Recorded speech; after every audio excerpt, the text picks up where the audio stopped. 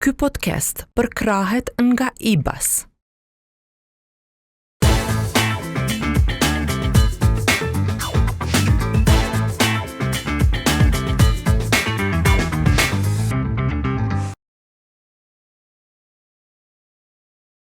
Përshëndetje, unë jam Sihana dhe ju jeni me epizodin e parë të podcastit Diaspora Flet. Në këtë epizod do të flasim me një personalitet i cili ka dhënë një kontribut të jashtëzakonshëm ndaj çështjes kombëtare shqiptare. I lindur nga një baba nga Tropoja dhe nëna nga Vutha e Malit Zi, i rritur në New York, ai ka udhëhequr me vizion dhe përkushtim të jashtëzakonshëm Këshillin Kombëtar Shqiptaro-Amerikan, apo të njohur ndryshe si NAC, një organizatë e cila ka pas një mision të jashtëzakonshëm dhe një ndikim të jashtëzakonshëm për gjatë kohës së luftës në Kosovë tek populli amerikan. Nga drejtimi i delegacionit amerikan në samitin e Rambujës deri tek takimet me ish-presidentin Bill Clinton mu në shtëpinë e bardhë, ai ka lobuar në mënyrë të jashtëzakonshme për kauzën e shqiptarëve atje. Unë kam nderin dhe kënaqësinë që sot ta kem këtu në këtë epizod të parë zotrin Avni Mustafaj. Tropojan, mirë se erdhe në Prishtinë. Sihana Gjakovare, faleminderit. Është një kënaqësi jashtëzakonshme. Edhe për mua, faleminderit. Unë kisha dashur me u kthy pak tek pjesa e fillimeve të familjes. Unë e përmenda që jeni lind në Malin e Zi, po mandej keni vazhdu në New York. Kush ishte i pari, iniciativa ku ishte që ta lëni vendin dhe të tëni në Amerikë? Faleminderit për ftesën. Baba jam në moshën 18 ka qenë roje në burgun në Korçë. Edhe e ka thyer burgun e Korçës edhe i ka shliruar 13 njerëz që ishin në të burgosunit. Edhe kur kanë dalë pastaj ikën në Maqedoni, ata nga 18 shumica i kanë kapë myt, kurse baba shkuan në Maqedoni i kanë arrestuar sepse na komendonin se këta ishin spionat të Shqipërisë. Edhe kur kuptuan se kjo është nga Tropoja dhe nuk ka lidhje me diktaturën, atëherë baba me disa mishtina nga Tropoja filluan për me strehu disa familje se kishin met në Kosovë edhe familja jonë, do me thanë, Zhyshja, 2 vllazër, 2 kushërinj të parë. Kishin met edhe ata, kur ka ik baba, atër i kanë përzan nga shtëpia shpall armik, ata 2 miq shtarën kanë punuar në Rinasin, se burgosin i kanë ndërtuar, edhe kur baba e kuptoi që tash udhba një anë, shiku në tjetër anë, u përzien punë, edhe kur u martue baba dhe pati fëmijë, atër më kujto tha, djalem me mytë mone vdes një herë, po me ta mytë dikush djalin të vdes 1000 herë çdo ditë. Edhe kur kuptua situatës ishte vështirë, atë kishte ndihmuar shumë njerëzit edhe ja kthyen nerën një kish katolike me atë programin, shkuam 9 muaj në Itali, e morëm garancion dhe kemi shkuar në Amerikë në vitin 1969. Gjithë familja? Gjithë familja. Antar tjerë? Do me thënë ishin nana, baba, migja jonë, Zhyshja edhe ishin në atë kohë 4 fëmijë, po pastaj u bën 5 që të sej. Edhe qysh ishte New Yorku për ty? Qysh të pritën? Po tani, ke parasysh se une jem rrit në Sistan Malzi, edhe nuk dhja kom dalë kur nga ai fshati i vogël. Edhe më kujtohet se kur shkuam në Itali, edhe të ecë në Romë, të ato drita, vetura, ato bicikleta, dhe më dok, si kur isha kështu. Edhe të ecë në rrugë, e kom pa një njeriu, thonë African American, atë kështu me gjirë. Edhe e kom shikua si kur, edhe më tha, ai miku i babës, tha, kjo është nga Afrika. Unë s'kisha asë një farë lidhje, shka është Afrika, ku është Afrika. Pastaj, një 3-4 muaj pas kësajna, shkuam aty në South Bronx, ku pothuajse 95% ishin njerëzit, Afrikan, me prejardhjet Afrikës. Edhe pastaj atje në Amerikë është jeta dinamike, kemi ndrruar apartamentin çdo vjet, për me shku një lagje pak më të mirë, edhe ishin pak shqiptarë në atë kohë. Edhe kur shkoj ke një familje, një lagje pak më mirë, atë një familje ka punë familjen tjetër, edhe paka shumë kjo është situatë, po në atë kohë, kur e kena pa një shqiptar, sikur më shku në xhenet, ku me lyp, se ishim shumë pak. Edhe kështu, pastaj gradualisht, filluan vitet 70 dhe 80 marrë më shumë, se u hap lidhja njani mas tjetërs. A keni pas, tash ju kam bo shumë vite të jetu në Amerikë, a e mban mend në ritual që keni bo në familje, ose diçka që ty t'ka bo më një krenar që je shqiptar, se paka shumë mendoj që lidhet shumë veprimtaria juaj me pas, duhet me pas një farë motivi që t'ka shty që ti me punu, pavarësisht që ke jetu shumë larg trojeve tona, me vazhdu me qenë aq i përfshim sa ke qenë e vazhdon me qenë edhe sot. Unë kam pas zero interes për qeshje shqiptarëve. Familja jonë kishtë vujt nga diktatura, edhe baba, njëherë në muj, shkëshnin para ambasadës Shqipërisë. Poshtë diktatura, poshtë Emre Hoxha, edhe në ty banë betej me babën, unë kam njëshë basketbolit, s'kam kohë me shku aty, t'jaljem, banë gati se përshkojmë. Edhe detyra ime, edhe jo breza jonë, është me majtë kafe edhe cingare. Edhe kur ata plesht, se ishin poshtë e plesht në atë kohë, mi adhan kafen, edhe ku më rejke cigarja dhe shishin tokë, mi adhe sa ma shpejt pa folë. Dhe me thanë, edhe nësë kishim interese në sa po shkum në Amerikë, Shqipëria ishte një farë mjegullit, edhe kishim edhe një farë urrejtje, sepse familje tonë kishim vujt nga kjo. Kurse baba, ne jemi shqiptar, me në Shqipërisë flasim Shqip, kështu jemi rritë me këta në ditën atë. Se ne jemi shqiptar dhe jetojmë si shqiptar, pa ma parasysh ku jetojmë. Ku jetojmë. Edhe ashtu gradualisht mandej fillove me u angazhu, apo si ndodhe, si përfundove si udhëhec i këshillit shqiptar-amerikan atë kohë? Po, unë e kisha ëndër më shkue në Wall Street, edhe me ba $1 miliard për me hjek familjen nga kriza ku ishim aty, edhe pastaj American Dream.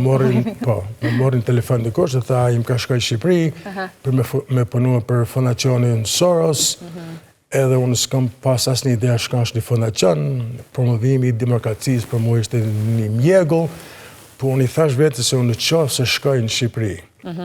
Edhe bindi këtë njeriu, që unë jem njeriu për ta, so aje pastaj merë mua në punë. Edhe dhe me thanë, aksidentalisht më dullë kjo punë. Nuk ishte qëllimi jem për mu i marrë me interesat shqiptarë. Në fakt, kom rezistua shumë.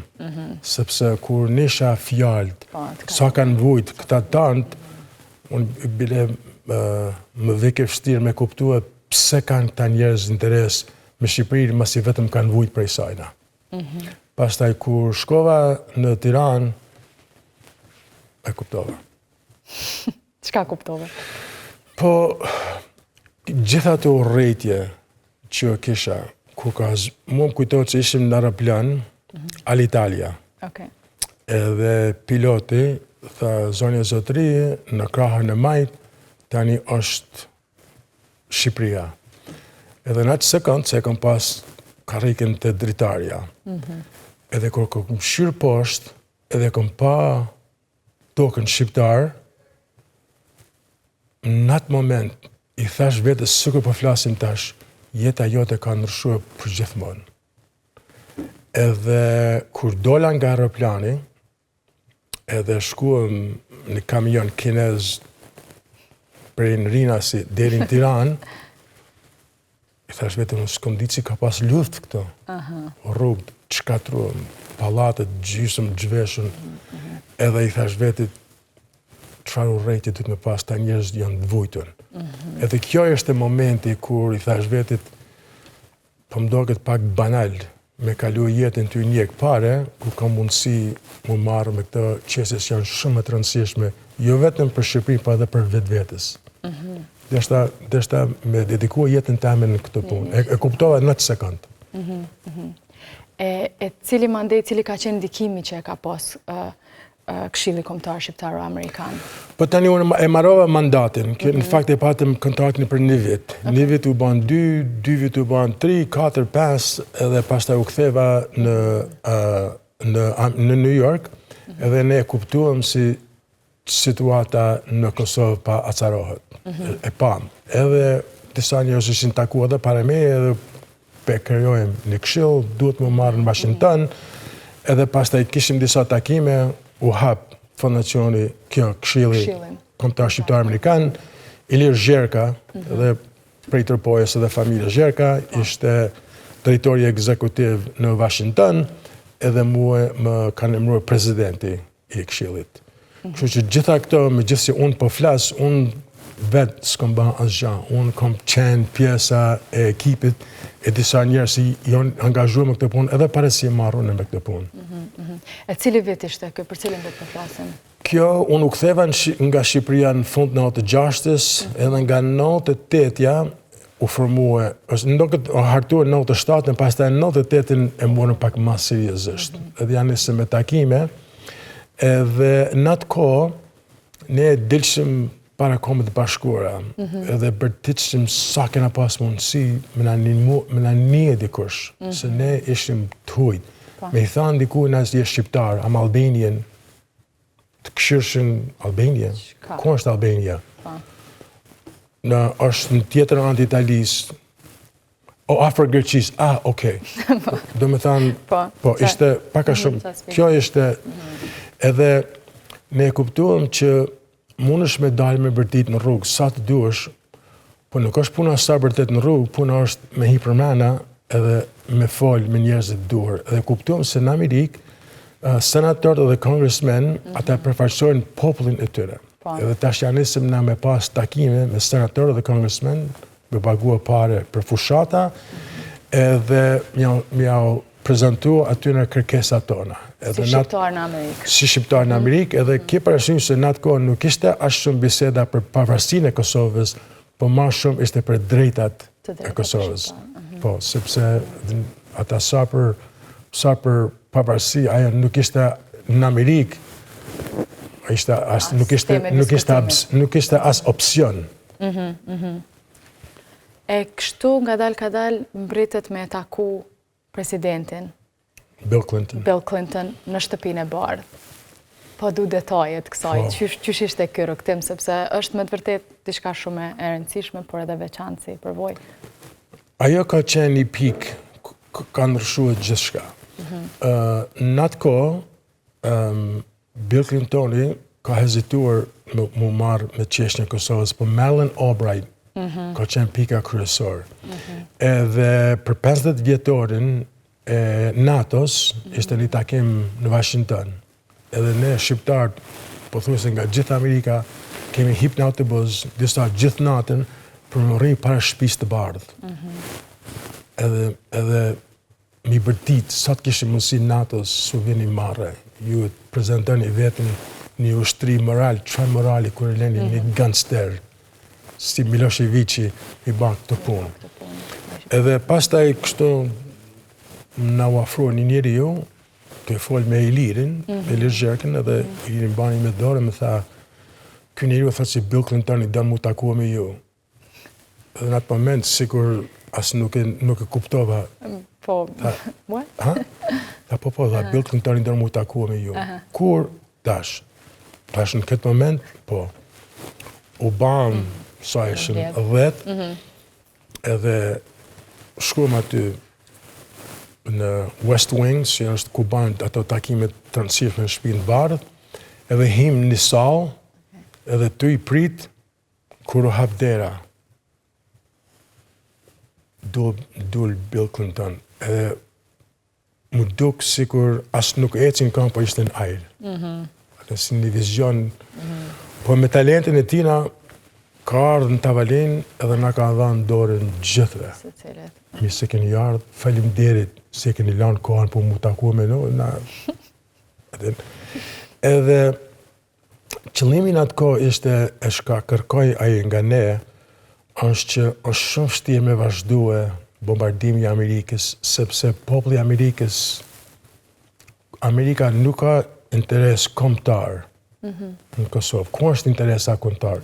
Bile të ju ban gjysmë shaka, në tha njani, ju e një muslimon pa naft. Edhe tha, duhet mi bindë popullin të Amerikës, që kjo është çështje humane. Nuk bëhet lufta për çështje humane, po bëhet për çështja interes kombëtare. Edhe tha, duhet sa më shumë tha me dalë edhe me bindë popullin të Amerikës që ne duhet më marrë me këtë punë. Kjo ishte mesazhi i tina. Edhe pas kësaj takimit, pastaj CNN, MSNBC, Fox, so i gjatë kohë luftës ka nevojë për një shqiptar, një serb, një gazetar, dikush që merret me drejtat e njerëzit, çdo natë për me pas programin. Edhe pastaj unë edhe disa tjerë shqiptar pothuajse çdo natë dishim në këto programe për me treguar çështjen tonë. Pse duhet Amerika mu marrë me çështjen shqiptarëve të Kosovës? Unë mbajnë mend që e kom pa edhe atë daljen e juaj prej shtëpisë Bardh, ku ju presin shumë gazetarë atë një konferencë për media. A ishit përgatit, a kishit kohë më përgatit për atë konferencë, apo qysh ndodhe? A i pritë gjithat interesim kur do letja? Nuk kena kanë të përgatitën për kur gjë. Na qëllimi jonë ishte me shkue në Washington, me dalë para shtëpisë të Bardh, me flamur, kushëzi, gjithandej, kapota, bluzat, gjithçka kushëzi, me i bërtit presidentit me shku në shtëpinë të Bardh, se ne jemi këtu, duhet me na marrë vesh neve. Pastaj u ba takimi, edhe kur dulm aty, u hap dera, e sigurisht një ushtri gazetar. Edhe tha, okej, prezento, kush je ti, pse keni ardhur këtu, edhe shka u tha presidenti. Edhe a i tha, shikon, ne do e përfundojmë këtë punë. Por, jo Franca, jo Gjermania, hala nuk janë bindur, kështu që duhet edhe na, po ne merremi ato, po ju du të marrë me çështjen me publikun. Edhe u i ban pastaj disa pyetje, po gjithë kjo ishte sigurisht një film. Nuk ishte, sigurisht nuk ishte realitet këtë punë, sikur me pa një film vetë. Po në atë kohë, detyra na obligoj. Për me majtë vetën dhe me kanë shumë qartë çka kërkojmë na, edhe kishim disa njerëz, dhe në thonë ka herë Zoti e bën punën e vetës. Në momentat vështira, dilke dikush, me na dhanë një këshill, e me na dhanë një takim, që vazhdimisht me na majtë në vije, edhe me majtë mesazhin qartë. Sa është detyra jonë me dati me liftua për pavarësinë e Kosovës, sepse na qytetarët e Amerikës, edhe qytetarët e Amerikës nuk kanë interes këtë punë, por mi bind ata se na jena shtet human Amerika. Në qoftë se jena shtet human, e ushtria më fortë ma, atë ku guxojmë na mos më marrë me këtë punë. Diçka që kur nuk ishte ndodhur përpara. Po, çfarë ishte pjesa ku ajo aty ishte. Atër fokusi jonë, se në atë kohë kalojshim shumë kohë në Kongres. Me senator, me kongresmen, me binë ata me çështjen tonë. Pastaj pas takimit me Bill Clintonin, ne tash u drejtuam me popullin të Amerikës. Edhe këtu janë nisim me fushata, demonstrata, projektet, kur e kishim zyrën Kosovo Relief Fund, vishin studentat, u kena thënë gjithmonë, mu vesh mirë, mos mu kanë agresiv, edhe vetëm me i hap të fleta, stop the killing in Kosova. Që mi bind popullin si edhe na meritojmë nimin Amerikës, përse ta jena njerëz moral. Do më thënë, ishte puna mi bind Amerikës pse duhet mu marrë me çështjen tonë, megjithëse nuk është interes Amerikës. Diçka që nuk është kollaj. Jo, hiç nuk është kollaj. Mirë, përmend edhe Kosovo Relief Fund, ishte edhe në udhëheqjen e kësaj organizate, e di që keni shku fizikisht vetë në kufinin mes Kosovës edhe Shqipënisë në kohën e luftës, edhe me shoqe tjera edhe Amerikanë besa që kanë ndihmuar në këtë rast. A mundesh më tregu pak për këtë pjesë? Po tani, këshilli u mur me politikën, me lobby. Po ne tash kishim nevojë tash aty kur e pata fjalën përpara me bin popullin të Amerikës. Edhe këtu tash janë nisëm me koncerte bamirëse. Edhe këtu kanë dalë disa njerëz më të rëndësishëm në Broadway, në teatr. Edhe bëjshin koncerte në kisha në New York, edhe njerëz shumë të njoftun, edhe ata janë nisën me hap edhe fjalë për çështjen tonë edhe në burimet tyne. Po krejt puna ishte me dalë na përpara me kanë prezent gjithkund. Kjo ishte qëllimi. Edhe këshilli e kjo këshilli i qeshjes tash politike, kurse Kosovo Relief është me i dhanë qeshjes ftyrë humane. Kjo ishte qëllimi, se kishim nevojë tash me luftue në dy anë. Dhe më kujtohet që kur shkuam në Detroit, se programi më të rëndësishëm është Stop the Killing in Kosova. Edhe ajo Kosova ka pas një fushek aty me zgjak të derdhë poshtë. Edhe kur shkuam në Detroit, më kujtohet, edhe lypëm me ndjerë dhe pare, se ne kishim interes me ba një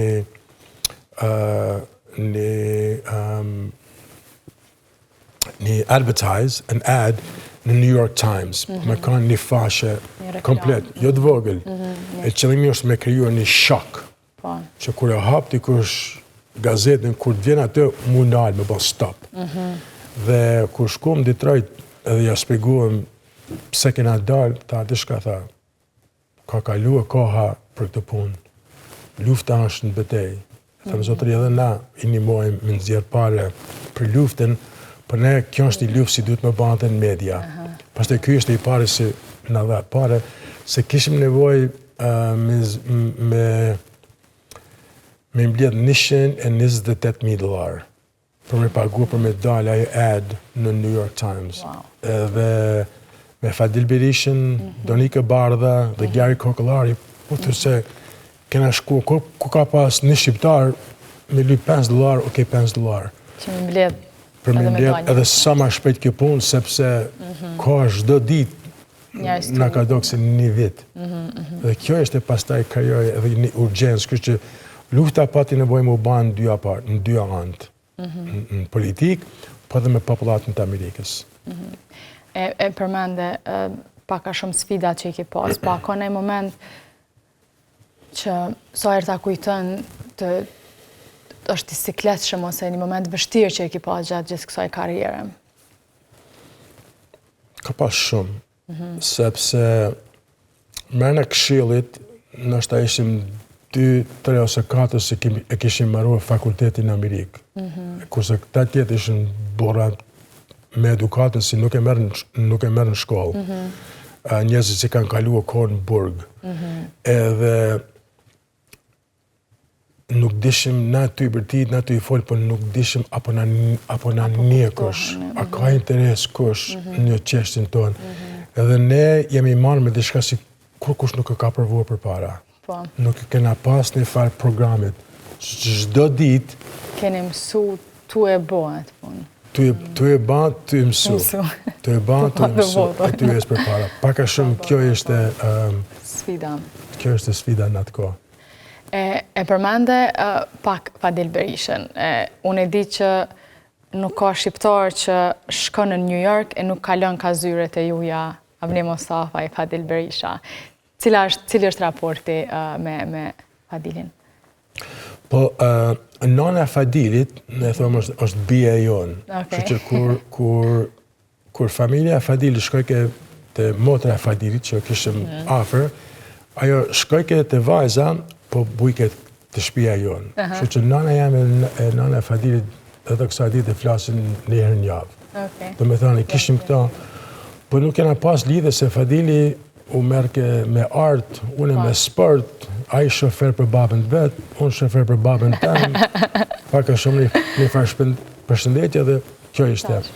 Dhe kur u ktheba unë nga Shqipëria, a i dashti mu marrë me këtë punë, po aja artiste dhe zdite ku mi anije, ku mu marrë, shish mu marrë, a mu marrë, edhe i thash du të më shku në Shqipëri sa ma shpejt, edhe kur edhe në Shqipëri atër edhe ajo pat atë momentin, aha, edhe ajo kuptoj. Pasti janë nisëm mu ba kështu shok. Por roli i Fadilit është shumë i rëndësishëm, edhe zyra e Fadilit është shumë i rëndësishme, sepse në atë kohë, LDK-ja ishte për paqë. Kurse u janisi UÇK-ja, ata ishte për luftë. E tash kjo krijo edhe sherr, se edhe ne s'dishim, kurse na munduam mi suportu dy apalet. Po kur shkojshim të zyra e Fadilit, aty shkojshim me dashuri, me mirë kuptim, nuk ishim debate aty. Edhe pothuajse një herë në javë vishin artista, biznesmen, Amerikan, E tonë vishim të Fadili, edhe bisedojshim, bëjshim plane për qysh me i promovua çështjen tonë. Edhe ishte pjesa në Washington, ishte pjesa të i marrë me publikën të Amerikës, kurse Fadili tash e çoi të çështjen tonë edhe në artin edhe kulturën. Dhe kur dishin disa modele, të i vesh ato Stop the Killing in Kosova, e kur i pitchin ata, po pse ke vesh këtë bluzë, unë e du minimua miku tim, më të ngushtë ma Fadil Berishën, për minimua popullit tina. Kështë që mena 2-3 muaj, sikur këta shqiptarët ishin gjithka. Në Washington, në rrugë. Edhe pastaj dulën këta vazat shqiptare, se ato morën një farë kështu. Një farë gudzimi, po dhe një platform ku këshin mundësi edhe ato me të rëgu vetën. Edhe kjo në ka një mua shumë, se edhe në ka dhanë edhe kurajo. Kishim mundësi mu bashkua, po edhe e shtynshim njani tjetën. Zgudzoj ke kur kush me dalë nga kjo skema, edhe zyra Fadilit ishte vendi ku ishte për të tanë. Kur kush në kanë më rëndësishëm se as kusht tjetër, dhe aty u mbledhëshim, aty i bëjshim planet, edhe prej aty u qetësua njerëzit. Nuk ishim ma luft njani me tjetën, po kuptuam si duhet me bashkëpunu që me... Gjitha ishin të nevojshëm dhe gjitha ishin të rëndësishëm. Avne, ju keni drejtuar edhe delegacionin shqiptar në summitin e Rambujës. Am të regon pak qysh ka qenë kjo eksperiencë? A ka diçka të veçantë me nda me publiku që se ke nda ma herët? Këto punë ka ndollë pra 20 vjetë, edhe rreziku i nostalgjisë është se ka herë të përzihen. Po më sa më bjen men, kishte shumë pasiguri në atë kohë. Nuk gëldishim tamam si për zgjedhët kjo punë. Edhe ne vendosëm që të shkojmë në Rambujej, e kemi insistuar që të him mrena kalajës e Rambujej, po mu takua me delegacionin Kosovar. Edhe në atë kohë, nërmjetës i kësaj pune ishte ambasadori aktuali Amerikës në Serbi, ambasadori Chris Hill. Edhe para si kemi hi në Kalaj, shko me dy congressmen, Elliot Engel, Sue Kelly edhe Këshilli, antar të Këshillit, edhe para si shkuam aty, u takuam me një figurë që është shumë i rëndësishëm në historinë të Kosovës, edhe tani sa ka vdek para një muaj, ambasadori Mort Abramowitz. Dhe ne u takuam me të në një kafe, një kafiqe përballë Kalajës, edhe ai neve na la një porosi. Tha, detyra jon e juaj, e më rëndësishme është se Kosovarët ishin më duket në 3 KED, edhe Serbët ishin në 4 KED. Edhe këta nuk janë takuar me njëri tjetrin, po gjitha palë bisedojshin me ambasadorin Chris Hill, pastaj ky përcjell ke mesazhin. Edhe na tha Mort Abramowitz, ja vlen mja përsërit e emri tira, se është njeri i rëndësishëm. Ai neve na tha që duhet mja marrë fjalën, edhe ai duhet mja dhanë fjalën juve, që në qoftë se kosovarët e nënshkruajnë marrëveshjen, që serbët duhet me nënshkruajnë njëjtën marrëveshje. As një ndryshim, as një pikë, as një garëm, kurrë. Edhe ne kur pyetëm pse ka mundësi, tha nuk duhet me besu kur kanë, po ju duhet me i sigurue çështjet juajve. Dhe okay, faleminderit, neve pastaj him në Kalaj, autobus, motorcycles, roje, ishte prap si film. Edhe him në ty në Kalaj, në quen një salë, erdhi ambasadori Chris Hill, në mënyrë diplomatike, faleminderit për punën e tina, edhe neve ja kërkuam faljen, edhe i tha, nuk e harroj. Edhe një emër historike, Congressman Elliot Engel. Dhe i tha, ambasadori Hill, ti e din se na nuk kena ardhur këtu për me ba negociata. Na jena ardhur këtu me suportue Kosovarët edhe me ja garantua këty njerëzve pavarësinë e tyre. Edhe ne duhem që ti me na dhanë fjalën syt ton këta njerëz që na kanë pru këtu, që ku nënshkruhet marrëveshja nga ana e Kosovës, serbët me nënshkruhet njëjtën kontratë pa asnjë farë ndryshimit. Edhe kjo ka qenë e rëndësishme sepse prap ne nuk dishim tamam si ka mu sqaruar kjo punë. Edhe ka qenë e rëndësishme, pastaj u takuam me delegacionin kosovar, edhe ne u tham atyre, nëse ju jeni të pakënaqur me këta, mos e nënshkruaj se ne pastaj prap kthehemi në Washington edhe luftojmë për ju.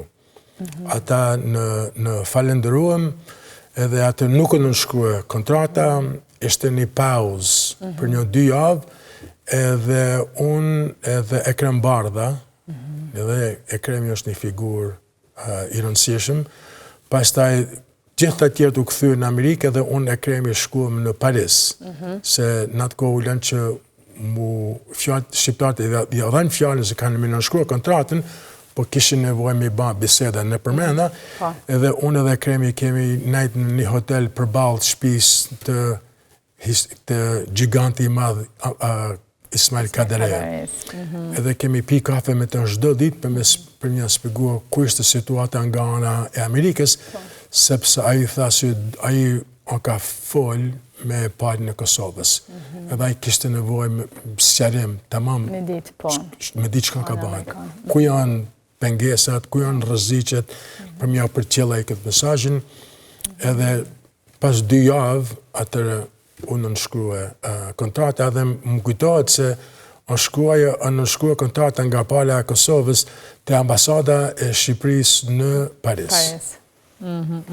Gjithë takime, gjithë kjo histori, po du me përmbyll me datën 24 mars 1999. Çka ishi të bo, çka ndodhi atë ditë në? Ishit në Washington, ato? Po. Për mi bind kongresmen dhe senatorët për në mbështet ne vendosëm që t'i ftojmë shqiptarët nga çdo shtete ku jetojnë për më ardhë në Washington, edhe në jau kemi lanë takime me senatorët dhe kongresmen që përfaqojnë këta njerëz, me dhanë të njëjtin mesazh. Edhe janë shkep, kanë shkuar Chicago, Michigan, New York, Connecticut, kanë shkuar janë takuar me senatorët kongresmen tyre, edhe pastaj natë mramje, më duket ka ora 6, diçka e tillë, qëllimi ishte të bashkohemi në një sallë, edhe me ftuar këta kongresmen për me tregu se jemi të bashkut edhe nuk jeni vetëm. Edhe të i majt fjali, hini dikush edhe hapi derën, ishte kështu dramatike, edhe tha, janë nisi bombardimi. Wow. Edhe ne njënë e nanë, ishim të knashën edhe krenarë si, okej, u bindë Amerika me banket punë. Kurse në tjetë nanë, për mrena, na ishim djegun komplet, sepse kur janë nisë bombardimi, ajo bomba nuk mytë vetëm serb, po ka dhe viktima shqiptarë. Por ajo datë prap, ka shumë logjik dhe janë disa gjëra si është dora e Zotit dyshysh. Tani, aja ka nisë ajo bombardimin sepse ne ishim aty apo jo, nuk di, po kjo neve në dha një kurajo që dikush po në ndigjon neve. Ma në fund u pojnë rezultatet e gjitha saj pune, gjitha të angazhimi, gjitha të në njerëzve, disa për cilve edhe i përmende. Po, edhe është interesante në prap, edhe u shkepem pastaj, unë e hapa derën, se njëm njesin të i folë për jashtë, unë e hapa derën, edhe kur e hapa derën, senatori Joe Biden, edhe thash, Senator Biden, ta shumë faleminderit se për një animoni popullit tonë. Edhe më këshyre, tha, shiko, tha tik, tha, na, po ju nimojmë juve, po tha, na nuk duhem ju, më ju banë serbe, shka u kanë banë ata juve. Tha, Zoti Biden, thash, na nuk jena ata njerëz. Na nuk jena njerëz si bajmë këtë punë. Tha, I'm counting on that. Pas ta shkoj me intervistë dhe prap, këtë punë sikur ishim në teatr. Po, shumë e jashtëzakonshme.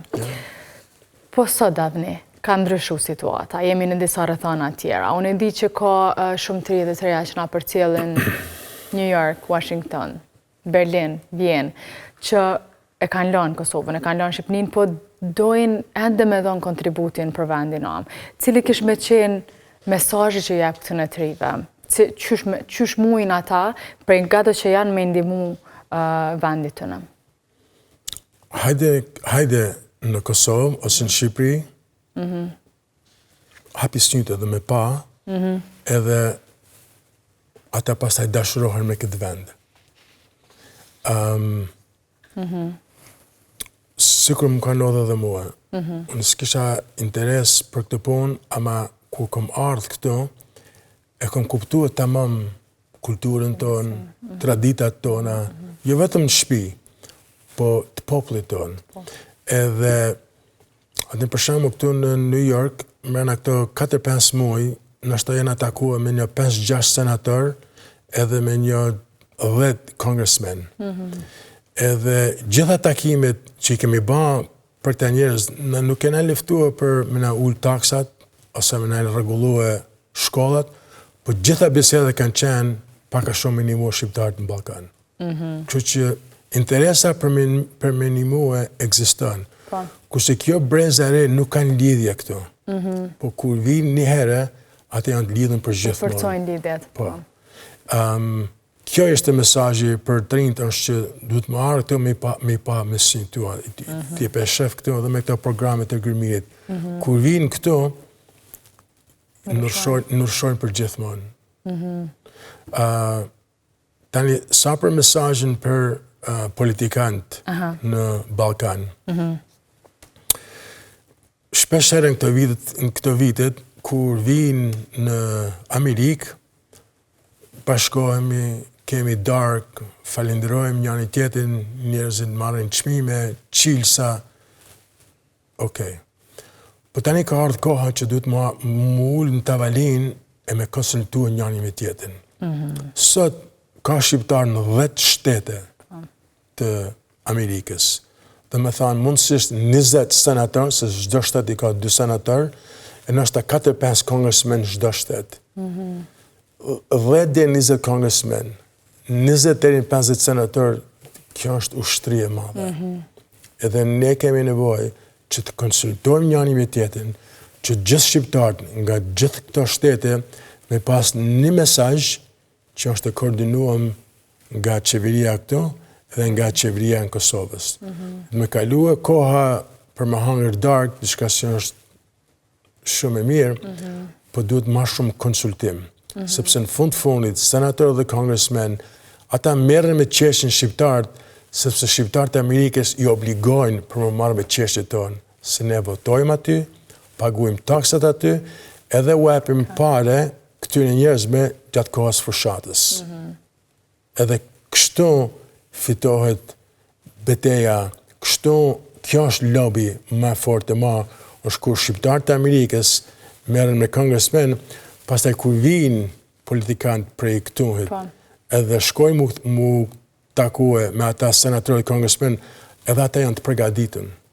Ata kuptojnë situatën, edhe kur vinë këtu, ata vetëm në shkruaj marrëveshje mes përpara, edhe jo më shpjegua situatën se Amerika është shtet i madh, Kosova është vend i vogël, edhe duhet vazhdimisht mu dhanë informat, me majt aktiv, sepse çdo ditë u rrokit dikush nder aty për një çështje tjetër, ndërsa kombëtar, ndërsa ndërkombëtar.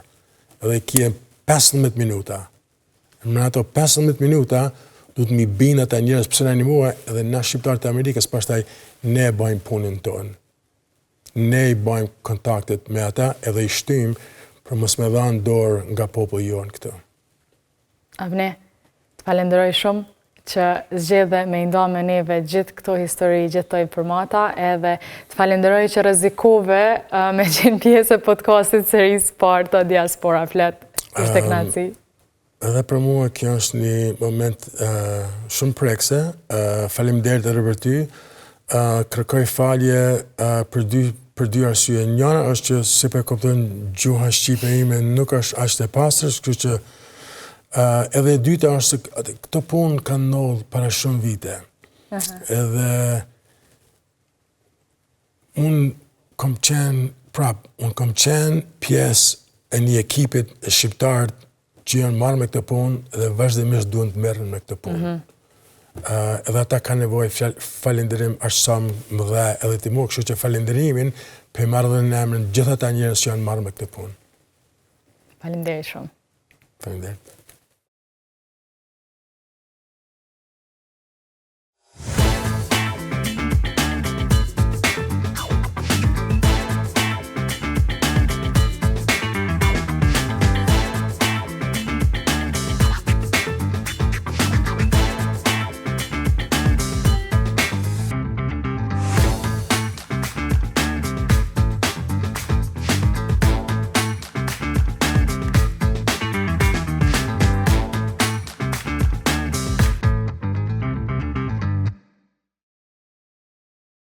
Ky podcast përkrahet nga IBAS.